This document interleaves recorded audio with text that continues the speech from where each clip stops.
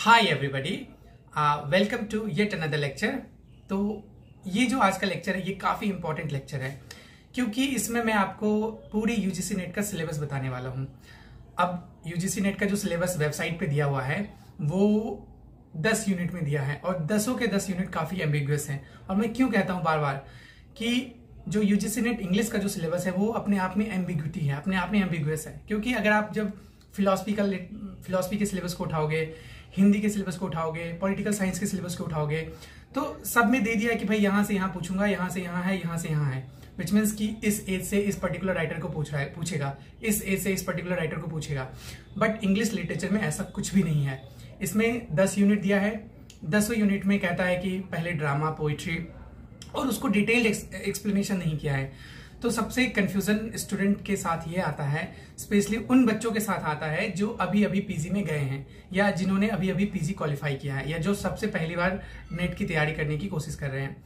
तो उनको समझ नहीं आते कि भाई क्वेश्चन कहाँ से आ रहा है, क्वेश्चन क्यों पूछ रहा है इस तरह से, या सिलेबस के अंदर से नहीं आ रहा है, या सिलेबस कहाँ है, या जो सिलेबस है उसका कह सकते हैं कि ओवरऑल है ना, कि मतलब बाउंड्री क्या है, उसका एक स्पेसिफिक बाउंड्री को डिफाइन करेंगे। और इसमें हम ये भी समझेंगे, लास्ट में मैं 3-4 मिनट लास्ट में आपको मैं एक ट्रिक बताऊंगा कि जिस ट्रिक के बेसिस पे आप यूजीसी नेट इजीली क्वालिफाई कर सकते हो। और मैं दावे के साथ कह सकता हूँ कि 2 से 3 मंथ इनफ है। अगर आपकी इंग्लिश अच्छी है, आपकी बैकग्राउंड अच्छी है, तो 2 से 3 month would be more than enough to qualify UGC NET. ठीक है, वो ट्रिक मैं लास्ट में बताऊंगा। अभी पहले समझते हैं सिलेबस को। अब सिलेबस में जब हम स्टार्ट करें उससे पहले हमें कुछ बेसिक्स समझने पड़ेंगे। बेसिक्स इसलिए समझने पड़ेंगे क्योंकि बिना बेसिक का आप लिटरेचर की शुरुआत कर ही नहीं सकते हो, क्योंकि इसमें हिस्ट्री ऑफ लिटरेचर आ जाता है। जैसे ही हिस्ट्री की बात करेंगे तो आपको आपका जो बेसिक है उसको बेहतर करने की जरूरत है। तो हिस्ट्री ऑफ लिटरेचर की जब भी बात करते हैं वो हिस्ट्री ऑफ ब्रिटिश लिटरेचर होता है। ठीक है, अब हमारे पास सिर्फ ब्रिटिश लिटरेचर ही तो नहीं है, अमेरिकन भी है और इंडियन भी है, उतना ही ज्यादा है। तो कह सकते हैं कि सबसे पहले आप क्या करना कि आप कोई भी किताब उठा लेना, चाहे आप रॉटलेस उठा लो, चाहे आप विलियम जेलोंग उठा लो, चाहे आप ऑक्सफोर्ड उठा लो, चाहे आप कैम्ब्रिज उठा लो, कोई भी बुक आप, कोई भी पुस्तकें आप उठा लो। ठीक है, देखो आप यहाँ पे आप देखोगे एकदम लास्ट में क्या कहते हैं, यहाँ पे सारे के सारे हिस्ट्री ऑफ इंग्लिश लिटरेचर की बुक रखी हुई है। तो मैंने ऑलमोस्ट सबको पढ़ा है थोड़े बहुत, पर मैंने रॉटलेस को अच्छे से पढ़ा है। तो रॉटलेस में एकदम प्रिसाइज दिया है। मैं रॉटलेस हमेशा रिकमेंड नहीं करता, और करता भी हूं इसलिए उन बच्चों को करता हूं जो बच्चे ऑलरेडी थोड़े बहुत एटलीस्ट लिटरेचर से वाकिफ हैं, क्योंकि रॉटलेस का जो लैंग्वेज है मे भी थोड़ा सा मॉडरेट है, तो कुछ बच्चों को समझने में आसानी नहीं होगा। विलियम जेलोंग काफी ईजी है। तो आप किसी भी राइटर के बुक को उठा लो, ठीक है, आप उसकी हिस्ट्री पढ़ो, उसकी बैकग्राउंड पढ़ो, आप एज को समझो पहले। तो the first and the foremost thing that you need to do is to understand the different ages of English literature.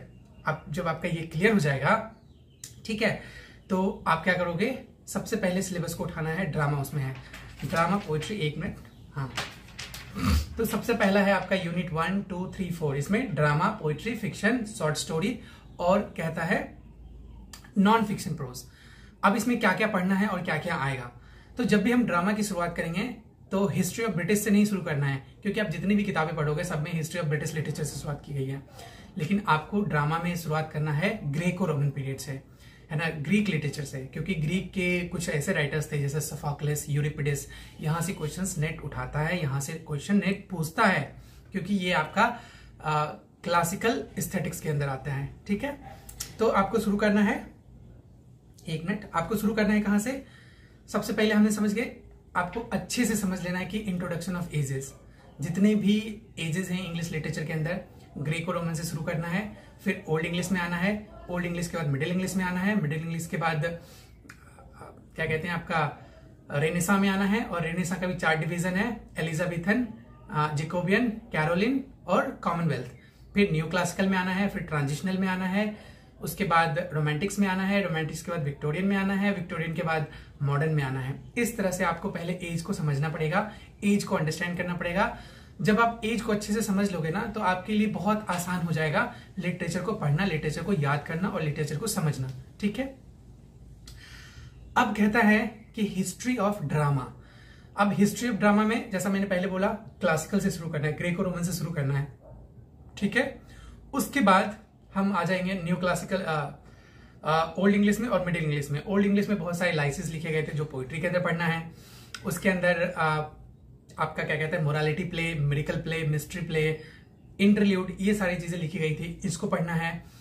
फिर आप आगे आओगे तो रेनेसां आ जाएगा। तो रेनेसां के अंदर जितने भी फॉर्म के ड्रामा, क्योंकि रेनेसां जो था वो golden age of English drama कहा जाता है, तो यहाँ से जितने भी ड्रामा के क्वेश्चंस बनते हैं मोस्टली क्वेश्चंस यहीं से बनेंगे, आपको रेनेसां से बनेंगे। इसमें शेक्सपियर आते हैं, यूनिवर्सिटी विट्स आता है, बेन जॉनसन आते हैं, है ना, इन सबको पढ़ना है। इसी के अंदर सेंटिमेंटल कॉमेडी आएगा आपका, इसी के अंदर आपका कह सकते हैं कि एक मिनट, हाँ, इसी के अंदर आपका रेस्टोरेशन कॉमेडी आएगा, मतलब उसी इसके बाद रेस्टोरेशन एज शुरुआत हो जाता है रेनेसां के बाद। फिर आपका कॉमेडी ऑफ मैनर्स आएगा, इन सबको पढ़ना है आपको, सेंटिमेंटल, कॉमेडी ऑफ मैनर्स। और इसमें एक मास्क भी था जो स्टेज परफॉर्म किया जाता था किंग्स के पास, है ना, किंग्स के सामने, किंग्स के पास। तो यहां से ड्रामा पढ़ना है। फिर आपका न्यू क्लासिकल ड्रामा आएगा। फिर न्यू क्लासिकल के बाद विक्टोरियन, क्योंकि आपका जो रोमांटिक एज है उसमें कोई खासा एक चेंज लिखा गया था पर्सी पैसी शैली के द्वारा, लेकिन वैसा कोई ज्यादा सिग्निफिकेंट नहीं है रोमांटिक एज में। फिर विक्टोरियन पढ़ना है। फिर मॉडर्न पढ़ना है। तो मॉडर्न में बहुत सारे different different aspects of drama हो जाता है। जैसे आपको एंग्री किचन सिंक ड्रामा पढ़ना है, जिसको एंग्री यंग मैन भी कहते हैं। तो इस बार यूजीसी नेट ने क्वेश्चन पूछा था किचन सिंक ड्रामा से। किचन सिंक ड्रामा पढ़ना है, एब्सर्ड थिएटर पढ़ना है, या फिर इंस्ट्रेंजमेंट या फिर एपिक थिएटर पढ़ना है। उसके बाद आपको हैरोल्ड पिंटर पढ़ना है ना, पोस्ट ड्रामेटिक थिएटर पढ़ना है। तो इसमें भी बहुत सारे डिफरेंट डिफरेंट एस्पेक्ट्स हैं, बहुत सारे डिफरेंट डिफरेंट एक कह सकते हैं कि पैटर्न है जिसको समझना पड़ेगा, जिसको पढ़ना पड़ेगा हमें। फिर ड्रामा के बाद कहता है पोइट्री। फिर पोइट्री को पढ़ने के लिए हमें ग्रीको रोमन में नहीं जाना है, क्योंकि मैंने जैसा देखा है ट्रेन में ग्रीको रोमन पोइट्री से यूजीसी नेट क्वेश्चन नहीं पूछता है। तो हमें ग्रीको रोमन को छोड़ देना है, हमें ओल्ड इंग्लिश से, जहां से लाइसी स्टार्ट होता है या बेवुल्फ स्टार्ट होता है, वहां से पढ़ना है। उसके बाद हमें आगे बढ़ना है। तो फिर पूरी की पूरी जो हिस्ट्री ऑफ लिटरेचर है, जिस तरह से ट्रेंड बना है, जैसे मैंने पहले एक्सप्लेन किया है ना, ओल्ड इंग्लिश से लेकर मॉडर्न तक, उन सबको एज वाइज पढ़ना है, ठीक है। और रोमांटिक्स पे थोड़ा ज्यादा ध्यान देना है, क्योंकि यूजीसी नेट रोमांटिक्स से ज्यादा क्वेश्चंस पूछता है जनरली पोइट्री के अंदर से, ठीक है। अब हम आगे चलते हैं। अब कहता है फिक्शन, नॉन फिक्शन। अब फिक्शन क्या है, पहले थोड़ा समझते हैं कि फिक्शन क्या है। फिक्शन जो है वो बेसिकली नॉवेल्स और शॉर्ट स्टोरी है। तो यहाँ पे नॉवेल्स की शुरुआत हो गई थी आपका 17th और 18th सेंचुरी में, ठीक है। अगर आप रॉबिन्सन क्रूसो पढ़े होंगे तो रॉबिन्सन क्रूसो से कह सकते हैं कि एक तरह से नॉवेल की शुरुआत हो जाती है। और रॉबिन्सन डेनियल डिफो का है, तो डिफो से नॉवेल की शुरुआत होती है। और ठीक इसके 50, 60, 70 साल के बाद शॉर्ट स्टोरी की भी शुरुआत हो जाती है, स्पेशली अमेरिका में, है ना। तो यहां से नॉवेल की शुरुआत होती है, यहां से शॉर्ट स्टोरी की शुरुआत होती है, इसको आपको पढ़ना है। फिर इसके अंदर एसेज आएंगे, इसके अंदर पीरियोडिकल्स आएंगे, सारे के सारे पीरियोडिकल जैसे स्पेक्टेटर, रैम्बलर, है ना, इन सबको पढ़ना है। फिर आपको ये भी पढ़ना है कि डेवलपमेंट ऑफ, क्योंकि ये जो प्रोज फॉर्म है, इसी प्रोज में डेवलपमेंट ऑफ बाइबल्स भी आते हैं। बहुत सारे डिफरेंट डिफरेंट ऑथर्स के द्वारा, बहुत सारे डिफरेंट डिफरेंट रूलर्स के द्वारा बाइबल को ट्रांसलेट की गई थी। और ये ट्रांसलेशन ऑफ बाइबल भी क्वेश्चंस कभी कभी बनता है, क्योंकि ये भी एक तरह से इंपॉर्टेंट प्रोज टेक्स्ट है, ठीक है। क्योंकि बाइबल से ही पूरा का पूरा जो वेस्टर्न सिविलाइजेशन है या वेस्टर्न लिटरेचर है, वेस्टर्न एस्थेटिक्स है, वो इंस्पायर हुआ था। तो I hope this is very very clear to you. अब हम लोग आगे चलते हैं। अब हम लोग चलते हैं, आई होप नॉवल क्लियर हो गया। अब इसको डेप्थ में अगर आप बोलोगे तो मैं एनालिसिस कर दूंगा, आप कमेंट में लिखना अगर आपको हर यूनिट का डेप्थ एनालिसिस चाहिए कि ड्रामा भाई कहां से कहां तक पूछेगा, या पोइट्री कहां से कहां तक पूछेगा, प्रोज में कहां से कहां तक पढ़ना है, as it is in depth मैं बता दूंगा, मैं ग्रुप में वीडियो बना दूंगा अगर बहुत सारे कमेंट्स अगर आ गए तो, ठीक है। फिर उसके बाद हमारा नेक्स्ट टॉपिक है, एक मिनट, हाँ, नेक्स्ट टॉपिक है language, basic concepts, theory, pedagogy, English in use. अब इंग्लिश इन यूज का बहुत इंपॉर्टेंट रोल यहाँ पे है। बेसिक कॉन्सेप्ट क्लियर करने पड़ेंगे आपको, और इसमें आपका पूरा का पूरा जो पार्ट है वो लिंग्विस्टिक का पार्ट है, लिंग्विस्टिक पढ़ना पड़ेगा। आई बिलीव कि पार्ट 3 से आपका लिंग्विस्टिक शुरू हो जाता है, क्योंकि हमारी यूनिवर्सिटी में, ललित नारायण मिथिला यूनिवर्सिटी में बीए पार्ट 3 से लिंग्विस्टिक के कुछ कुछ टॉपिक्स को इंट्रोड्यूस कराया गया है। और उसके बाद पीजी में लिंग्विस्टिक का पूरा एक टॉपिक ही है, एक चैप्टर ही है, मतलब एक पूरा का पूरा कोर्स ही है, ठीक है। अब आपको मेजर स्कूल ऑफ लिंग्विस्टिक पढ़ना है, इसके अंदर साउंड स्पीच पढ़ना है, बेसिक कॉन्सेप्ट पढ़ना है मॉर्फोलॉजी का, है ना, फिर सोशियल लिंग्विस्टिक एक तरह से उसका इन्फ्लुएंस पढ़ना है, अप्लाइड लिंग्विस्टिक पढ़ना है, लैंग्वेज चेंज पढ़ना है, ठीक है। फिर हम लोग आएंगे, फिर हम लोग मूव करते हैं English in Indian history, evolution and future. अब ये टॉपिक बहुत इंपॉर्टेंट है। मैं क्यों कह रहा हूँ ये टॉपिक बहुत इंपॉर्टेंट है? ये टॉपिक इसलिए भी बहुत इंपॉर्टेंट है क्योंकि यूजीसी नेट ने पिछले 1 साल से या पिछले 2-3 एग्जाम से इंडियन लिटरेचर से बहुत सारे क्वेश्चंस पूछना शुरू कर दिया है। पहले ट्रेंड में नहीं था, पहले इंडियन लिटरेचर से हार्डली 4 से 5 क्वेश्चंस आते थे, 4 से 5 क्वेश्चंस बनते थे। अब यूजीसी नेट ने मिनिमम 10 से 15 क्वेश्चंस पूछता है। 10 क्वेश्चन तो पूछता ही पूछता है लिटरेचर से। अब इंडियन लिटरेचर अपने आप में बहुत ब्रॉड है। अब मैं वो एक्सप्लेन करूंगा आपको कैसे ब्रॉड है। तो पहले तो आपको हिस्ट्री ऑफ इंग्लिश लिटरेचर को पढ़ना पड़ेगा, क्योंकि हमारे अंदर पहले नेशनलिज्म का वो डेवलप होता है, फिर वहां से लोगों ने इंडिया के बारे में लिखना शुरू करते हैं, फिर अनटचेबिलिटी आता है एक फेज, फिर उसके बाद धीरे धीरे हमारा जो मॉडर्न कह सकते हैं कि drama, modern prose, modern fiction, modern poetry सब की शुरुआत हो जाती है ना। तो एक पूरा का पूरा ट्रेंड पढ़ना है हमें, हिस्ट्री ऑफ इंग्लिश लिटरेचर का एक ट्रेंड पढ़ना है, ठीक है। इसके बाद हमें इंडियन एस्थेटिक्स पढ़ना पड़ेगा। जो इंडियन एस्थेटिक्स जो कि हमारी लिटरेरी थ्योरी का पार्ट है, इंडियन लिटरेरी थ्योरी का पार्ट है, ठीक है। उसमें आपको नाट्य शास्त्र पढ़ना पड़ेगा, उसमें आपको भरत मुनि पढ़ना पड़ेगा, उसमें आपको आनंद वर्धनम पढ़ना पड़ेगा, अभिज्ञान गुप्ता का पढ़ना पड़ेगा, है ना। फिर आपको कहते हैं कि इंडियन पोएटिक्स पढ़ना पड़ेगा, भामा का।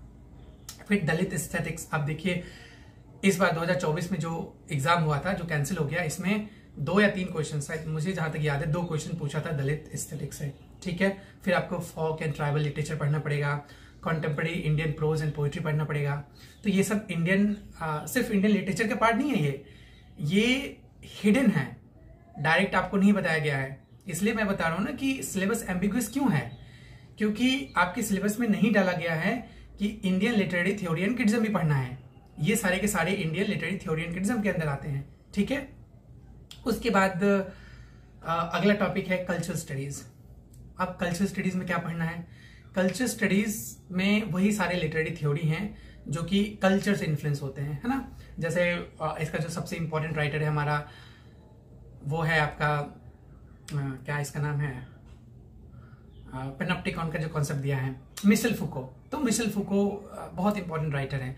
तो एक तरह से कह सकते हैं feminism in cultural influence on feminism. इस तरह से जितने भी कल्चरल एस्पेक्ट हैं जो लिटरेचर को इनहांस करता है, जो लिटरेचर को मतलब बनाता है, उसको पढ़ना है। तो कल्चरल स्टडीज भी एक तरह से पूरा का पूरा मॉडर्न एंड पोस्ट मॉडर्न से भरा पड़ा है, तो आपको कल्चरल स्टडीज पढ़ना है, ठीक है। फिर लिटरेरी क्रिटिसिज्म पढ़ना है और लिटरेरी थ्योरी पढ़ना है। अच्छा, मैं थोड़ा डिफरेंस बता देता हूँ लिटरेरी थ्योरी और लिटरेरी क्रिटिसिज्म के अंदर क्या है। ये जो लिटरेरी थ्योरी है, लिटरेरी थ्योरी का मतलब है थ्योरी, ऐसे समझते हैं जैसे मैथमेटिक्स होता है। तो मैथ में क्या होता है कि आपको एक थ्योरम पढ़ाया जाता है और उस थ्योरम के बेसिस पे आप क्वेश्चंस के आंसर्स ढूंढते हो या प्रॉब्लम को सॉल्व करते हो। ठीक उसी तरह लिटरेचर के अंदर थ्योरी दी जाती है, उस थ्योरी के बेसिस पे वो एक तरह से लेंस की तरह काम करता है, उसके बेसिस पे हम लिटरेचर को एक्सप्लेन करते हैं। जैसे अगर हमको पोइट्री को एक्सप्लेन करना है तो अलग अलग थ्योरीज दी जाएंगी, उस थ्योरी के बेसिस पे हम उस पर्टिकुलर पोइट्री को एक्सप्लेन करते हैं। जैसे अगर मैं मान के चलो, अगर मैं एक पोएम का एग्जांपल लेता हूँ, डोवर बीच। तो इस डोवर बीच में बहुत सारे लिटरेरी लेंसेस लग सकते हैं, जैसे नेचुरल लेंस लग सकता है इसके अंदर, स्ट्रक्चरलिज्म लग सकता है इसके अंदर, पोस्ट स्ट्रक्चरलिज्म लग सकता है इसके अंदर। तो इसी तरीके से जितने भी लिटरेरी टेक्स्ट हैं, जितने भी पोएम्स हैं, जितने भी नॉवेल्स हैं, जितने भी लिटरेरी आर्ट है कह सकते हैं, उसको हम किसी लेंस के थ्रू देखते हैं, किसी एक थ्योरी के थ्रू देखते हैं, तब जाके उसकी जो अंडरस्टैंडिंग है वो एनहांस होता है हमारा, है ना। तो उसी को कहते हैं लिटरेरी थ्योरी, मतलब एक तरह से थ्योरी देना, उस थ्योरी के बेसिस पे हम चीजों को समझते हैं। अब लिटरेरी क्रिटिसिज्म क्या है? लिटरेरी क्रिटिसिज्म के अंदर क्या होता है कि हम किसी लिटरेरी वर्क के ऊपर क्रिटिसिज्म, कंस्ट्रक्टिव क्रिटिसिज्म कर रहे होते हैं, है ना, पॉजिटिव वे में, जैसे प्लेटो ने किया था, जैसे एरिस्टोटल ने किया था। और इसमें जो क्रिटिसिज्म का जो पार्ट होता है, इसमें आपको सॉल्यूशन भी देना पड़ता है। मतलब जब भी हम कंस्ट्रक्टिव क्रिटिसिज्म करेंगे तो उसके अंदर हम सॉल्यूशन भी देते हैं, भाई ऐसा करोगे तब जाके ये पर्टिकुलर टेक्स्ट जो है वो इनहांस हो जाएगा। जैसे अगर आप एरिस्टोटल को पढ़ोगे या फिर प्लेटो को पढ़ोगे, तो इन्होंने पूरी ग्रीक, रोमन, ग्रेको लिटरेचर को एक तरह से क्रिटिसाइज किया है, मतलब एक तरह से क्रिटिकल अप्रोच दिया है, उसने अपना क्रिटिकल थिंकिंग दिया है कि भाई सोफोक्लिस ही सबसे ग्रेटेस्ट ट्रेजेडियन क्यों है ना।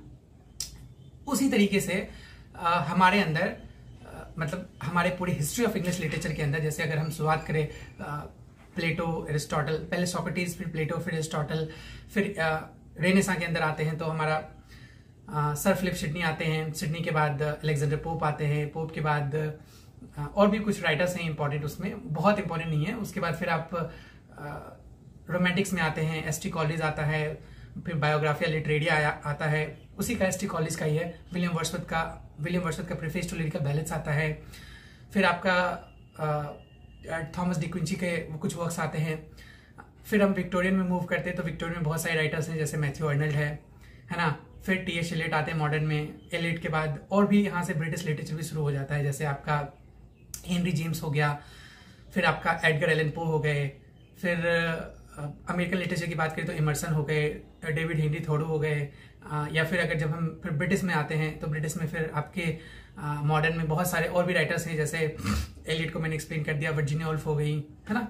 तो एक ट्रेंड बन जाता है, फिर एक लिटरेरी थ्योरी का पार्ट आ जाता है इसके अंदर, जैसे स्ट्रक्चरलिज्म आ गया, पोस्ट स्ट्रक्चरलिज्म आ गया, फेमिनिज्म आ गया, फिर पोस्ट फेमिनिज्म आ गया, है ना। फिर नेचुरल स्टडीज आ गए, या फिर पोस्ट ड्रामेटिक थिएटर। खैर ये भी तो थिएटर में भी इसको पढ़ना होता है।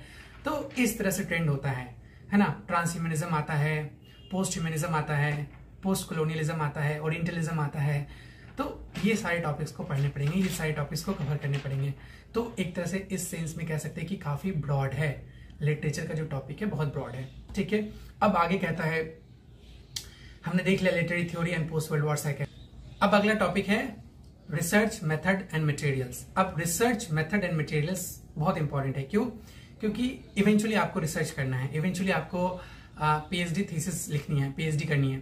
तो पीएचडी में सबसे इंपॉर्टेंट चीजें आपको रिसर्च करने आनी चाहिए। तो इसीलिए ये टॉपिक इंक्लूड किया गया और यहाँ से 5 क्वेश्चंस बनते हैं। अब रिसर्च मेथड में क्या पढ़ना है?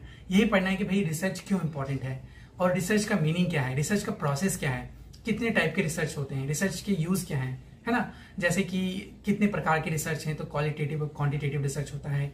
इसके अंदर क्वालिटेटिव के अंदर क्या है, क्वांटिटेटिव के अंदर क्या है ना। अगर लिटरेचर की बात करें तो लिटरेचर में कौन से टाइप के रिसर्च को यूज करते हैं। फिर आप ये पढ़ सकते हो कि जैसे रिसर्च के और प्रकार क्या है, मेथड्स क्या है, मेथडोलॉजी क्या है, कौन सी मेथडोलॉजी आप यूज करोगे, है ना। उसी तरीके से जब हम कोई थ्योरी लिखते हैं, जब कोई हम थीसिस लिखते हैं, तो थीसिस में हमें एब्स्ट्रैक्ट लिखना पड़ता है ना, इंट्रोडक्शन देना पड़ता है उसका।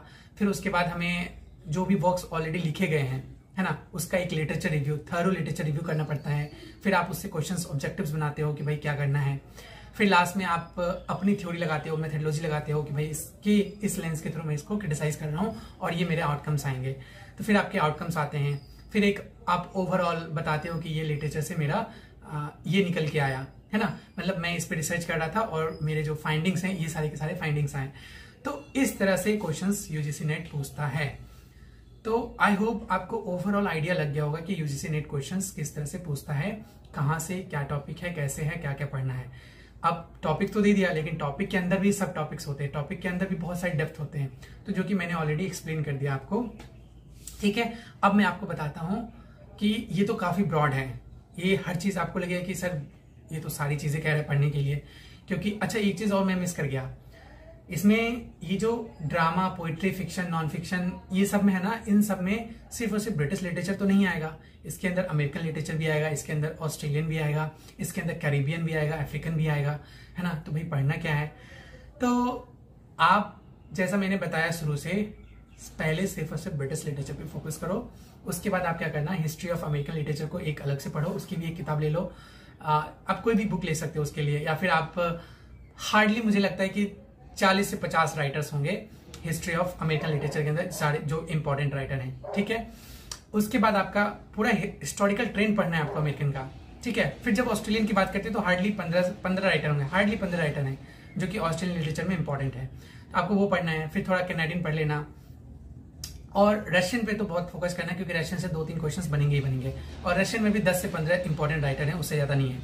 तो उसी के आसपास घुमा के क्वेश्चन पूछता है, जैसे दोस्तोयेवस्की से क्वेश्चंस आएंगे, है ना, लियो टॉल्स्टॉय से क्वेश्चंस आएंगे, तो जो बहुत इंपॉर्टेंट राइटर हैं, है ना, उनसे क्वेश्चन पूछ सकता है। ठीक है, अब रही बात हमें इसमें से छांट के क्या पढ़ना है, क्योंकि मैंने बोला था लास्ट में मैं आपको 2-3 मिनट में बताऊंगा कि आपको एक्चुअली पढ़ना क्या है जिससे आप नेट क्वालिफाई कर जाओगे। आपका अगर सिर्फ और सिर्फ नेट क्वालिफाई करना ही एक मोटिव है, आपको डेप्थ नहीं चाहिए, नॉलेज नहीं चाहिए, तो आप सिर्फ और सिर्फ हिस्ट्री ऑफ इंग्लिश लिटरेचर को पढ़ लो, उसको अच्छे से रट लो, उसको एज वाइज पढ़ लो, कौन सी बुक पहले आई, कौन सी बुक बाद में आई, कौन सी एज पहले आई, कौन सी एज बाद में आए, कौन से राइटर पहले आए, कौन से राइटर बाद में आए, इसको अच्छे से रट लो, आपका नेट क्वालिफाई हो जाएगा। क्योंकि जनरली मैंने देखा है कि 30 से 40% क्वेश्चन यहाँ से बनते थे, लेकिन पिछला जो एग्जाम हुआ है उसमें 70% question history of British literature से बना है ना, और मुश्किल से 10 से 15% क्वेश्चन लिटरेरी थ्योरी से बना है, और 10% क्वेश्चन बाद बाकी अलग टॉपिक से, बाद बाकी साइड टॉपिक से बना है। ठीक है,